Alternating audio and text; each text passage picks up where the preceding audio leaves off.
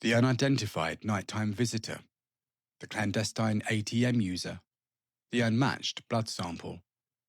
Who was responsible for the brutal murder of Alan Wood?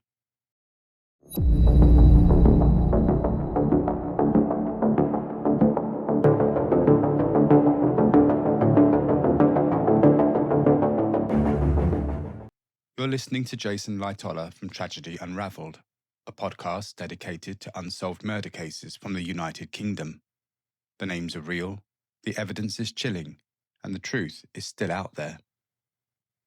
This podcast contains graphic details and discusses cases of murder and violence which some people may find upsetting.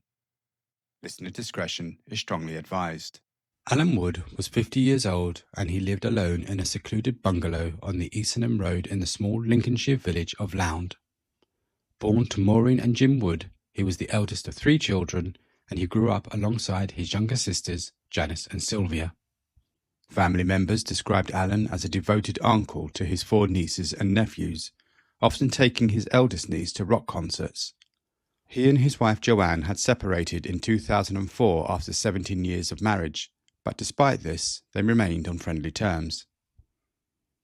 Alan was known for living a quiet, uncomplicated life. Friendly and well-liked throughout the local community, he regularly spent time with friends at the Willoughby Arms pub. A passionate gardener, he operated his own gardening business while also working night shifts at the nearby Sainsbury's supermarket to provide additional income during the quieter winter months.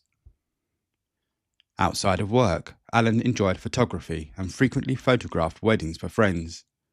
He was also passionate about live music, motorcycles and beer festivals. Those closest to him remembered him as a gentle, easygoing, hard-working man with a calm disposition. He had no criminal record, no known enemies, and nothing to suggest that he was living under any threat. Everything changed on Saturday, 24th of October 2009. Shortly after 1 p.m, one of Alan's colleagues from Sainsbury's arrived at his home after he failed to report for work, an absence that immediately raised concern amongst those who knew him for his reliability. There were no signs of forced entry to the property, but officers found Alan lying on the living room floor in a pool of dried blood. Neighbours later told investigators they had not heard any disturbance or noticed anything unusual in the days leading up to the discovery. A post-mortem examination revealed that Alan had endured an exceptionally violent and prolonged attack. Investigators concluded he had been tortured over a period of approximately 2 days. He suffered numerous stab wounds, including injuries to his head and one eye. The fatal injury was a deep cut to his throat. Particularly disturbing was the discovery that after Alan had died, the attacker inflicted a deep wound to the back of his neck, leading detectives to believe there may have been an attempt to decapitate him. Police have never publicly disclosed the type of knife that was used. Forensic experts carried out an extensive examination of the crime scene. Among their findings were tiny fragments of paper embedded within the tape that was used to restrain Alan. Laboratory analysis identified the paper as pieces of a delayed bus ticket issued by a bus company operating local routes. Detectives interviewed drivers and passengers and reviewed extensive CCTV footage. They concluded that the ticket most likely did not belong to Alan, suggesting it had accidentally fallen from the pocket of the offender or one of the multiple offenders during the attack before becoming trapped in the tape. Investigators also examined Alan's financial records, and they uncovered evidence that pointed to robbery as a potential motive. 11 attempts had been made to withdraw cash using his bank cards from ATMs around Stamford and Bourne. 2 withdrawals were successful, although the exact amount stolen has never been revealed. Detectives believed Alan had been tortured in an effort to force him to reveal his PIN number. As Alan's devastated family came to terms with his murder, police launched a major public appeal to reconstruct his final movements. Investigators established that he was last seen during the late afternoon of Wednesday the 21st of October 2009, 3 days before his body was discovered. Earlier that day, Alan had visited a Morrison's supermarket in Stamford before stopping at the Willoughby Arms in nearby Little Bytham. After having a single drink, He left the pub around 6:30 p.m. and headed home. Police do not believe the attack occurred that evening. Instead, they concluded that Alan was assaulted the following day, Thursday the 22nd of October. Their investigation suggested that he had been reading in bed when someone either knocked on his front door or lured him outside by some other means. Once he responded, the attacker overpowered him, restrained him, and subjected him to a prolonged ordeal lasting approximately 2 days. Investigators soon established a detailed timeline of activity involving Alan's stolen bank card. The first attempts to withdraw cash were made on Thursday the 22nd of October, the same day the police believe Alan was attacked. Further transactions were attempted on Friday the 23rd of October after detectives believe he had already been killed. The final attempts occurred on the morning of Saturday the 24th of October, only hours before his body was discovered. The investigation quickly shifted towards identifying the person using the stolen card. Detectives reviewed CCTV footage from cash machines across Stamford and Bourne, eventually recovering several images of a man they believed they could be responsible. The first footage released to the public showed the suspect withdrawing cash from an NatWest cash machine on Stamford High Street at approximately 9:15 a.m. on Saturday the 24th of October. Sometime later, investigators released additional CCTV images taken 2 days earlier, on Thursday the 22nd of October. In those recordings, the same individual was seen walking near Bourne Market at around 8:55 p.m. and again at 9:41 p.m. Specialists enhanced the footage in an effort to build a clearer picture of the suspect. They estimated the man stood between 5'9" and 5'11" tall, and he was dressed in smart casual clothing. He wore a distinctive striped scarf wrapped around his face, along with a cap, apparently to conceal his identity. The footage also showed him smoking a cigarette. Perhaps the most unusual feature noted by investigators was the man's distinctive gait. Experts concluded that his uneven walk was likely the result of his right leg being slightly longer than his left. Detectives also believe the suspect possessed some familiarity with the local area, as his movements suggested he deliberately avoided certain CCTV cameras. A witness who also encountered the man at one of the cash machines later assisted the police in producing an e-fit, which was widely circulated during the investigation. Police also released photographs of Alan's burgundy Jaguar Sovereign saloon after developing a theory that the killer may have driven the vehicle during the days following the murder. Despite extensive publicity and appeals for witnesses, no confirmed sightings of the car emerged, and investigators have never disclosed what evidence led them to suspect it had been used by the offender. As the inquiry progressed, detectives began pursuing another significant line of investigation. Stamford, Bourne, and the surrounding Lincolnshire area had a substantial population of Eastern European migrant workers employed in local factories and warehouses. Although the police never publicly explained the intelligence behind this theory, they came to believe the offender or offenders were likely of Eastern European origin and may have left the United Kingdom shortly after the murder. To support this investigation, Lincolnshire police produced leaflets and posters translated into several Eastern European languages. Bilingual officers visited factories, warehouses and businesses throughout the region, and they spoke directly with workers and employers in the hope that someone might recognise the suspect or possess crucial information. Appeal posters were even distributed alongside employees' wage slips in an effort to reach as many people as possible. The case received national attention in January 2010 when it featured on BBC's Crime Watch. During the programme, detectives revealed 2 significant pieces of forensic evidence that had not been previously made public. The first was a shoe impression believed to have been left by the killer. Working alongside footwear specialists from Converse USA, investigators determined that the print had been made by a man's size 8 Converse trainer.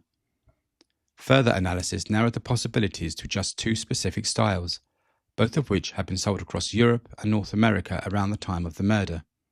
The second and far more significant breakthrough came from blood discovered at the crime scene that did not belong to Alan.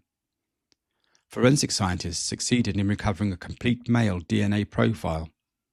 Despite being searched against the United Kingdom's national DNA database and in databases in numerous other countries, no match was ever found. The absence of a match suggested that the offender had neither ever been arrested for a recordable offence or had never had their DNA taken by the police. Detectives also believed the presence of the blood indicated that the killer had likely injured himself during the prolonged attack, leaving behind the only known biological evidence linking him directly to the crime. In an effort to encourage new witnesses to come forward, Alan's employer, Sainsbury's, joined forces with Crime Stoppers to establish a £20,000 reward for information leading to a conviction. 6 months later, the reward was increased to £60,000, reflecting both the seriousness of the crime and the investigators' determination to secure justice. Almost a year after Alan's murder, the investigation reached a major milestone. In October 2010, Lincolnshire police carried out coordinated raids at 3 addresses in the Stamford area, and they arrested 3 men aged 18, 35 and 43. 2 months later, in December, detectives arrested a 4th suspect, a 20-year-old man from Hampshire, more than 180 miles away. As is standard practice in many British criminal investigations, police released very little information about the arrests. They did not disclose what offences the men had been arrested on suspicion of, or what evidence had led detectives to arrest them, or whether the 4 suspects were connected. Following questioning, all 4 men were released on police bail before eventually being released without charge. Investigators have never confirmed whether any of them remain persons of interest. More than a decade later, Alan Wood's murder remains officially unsolved. The unidentified male DNA profile recovered from the scene continues to represent one of the investigation's most strongest pieces of evidence, while the CCTV images, forensic findings, and witness appeals remain central to the case. Detectives have repeatedly stated that they believe someone knows the identity of the killer, and that even the smallest piece of information could provide the breakthrough needed to finally bring Alan's murderer to justice.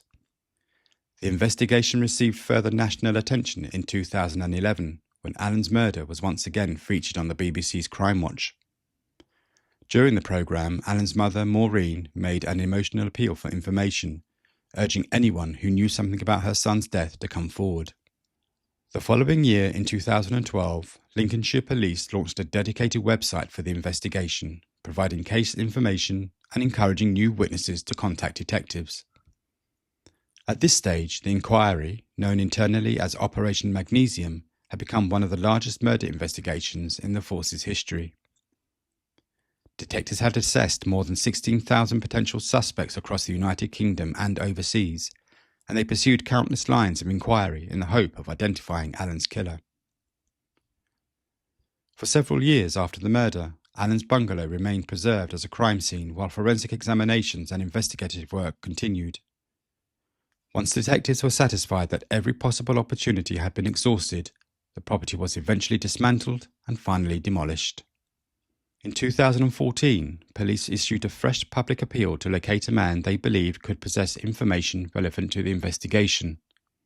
The man was identified as Pavel Zvist, who detectives believed had been in his late 20s or early 30s, and he may have been living and working at one or more car washes in the Peterborough and Stamford area during the middle to latter part of 2009. Detective Superintendent Morrison stressed that Pavel Zvist was not considered a suspect, but rather someone investigators believed might be able to assist the inquiry.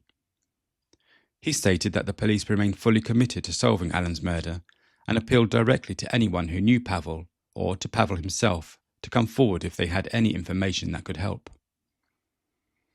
Despite the renewed appeal, Pavel Zvist was never located and has never publicly come forward. The 10th anniversary of Alan's murder in 2019 prompted another major appeal by Lincolnshire Police. Recognising the possibility that vital witnesses may have returned to their home countries, detectives translated their appeal into 11 languages. At the same time, every item of forensic evidence recovered during the original investigation was re-examined using the latest available scientific techniques. Despite advances in forensic technology, the review failed to produce any new leads.